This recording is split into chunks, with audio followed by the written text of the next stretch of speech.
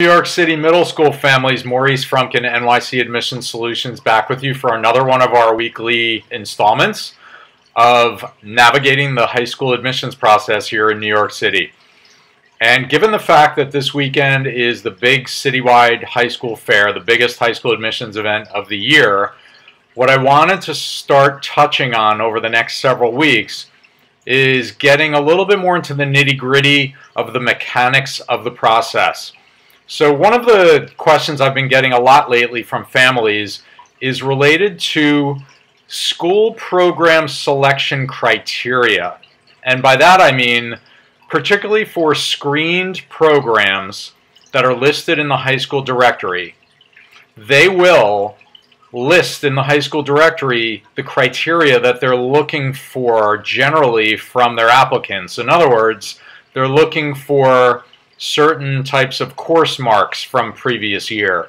They're looking for certain types of test scores. They're looking for attendance levels.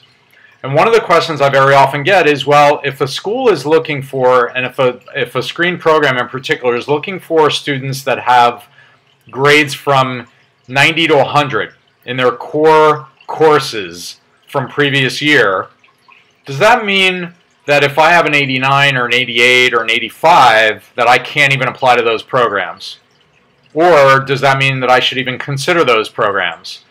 And the answer is those are targeted selection criteria. The criteria that are listed in the high school directory are target criteria.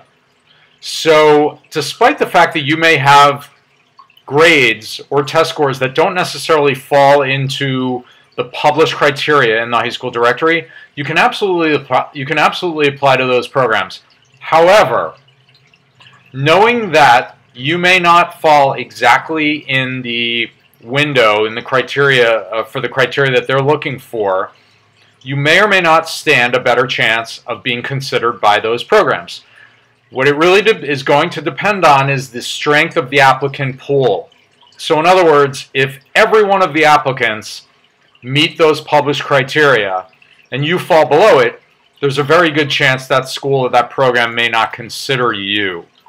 However, if the applicant pool is relatively weaker in a given year, they may be more likely to consider you.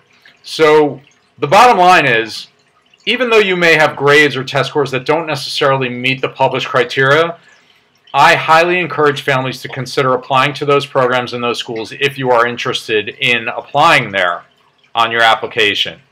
But go in with eyes wide open, knowing what these schools are looking for, and knowing that particularly some of the more competitive schools and programs may be very, very picky and may have the luxury of being very, very picky when it comes to considering applicants that don't meet those published criteria.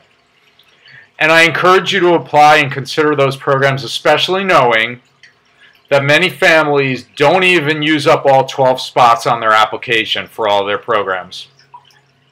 So, just to recap really quickly, published selection criteria, and I'm talking specifically about screen programs in the high school directory.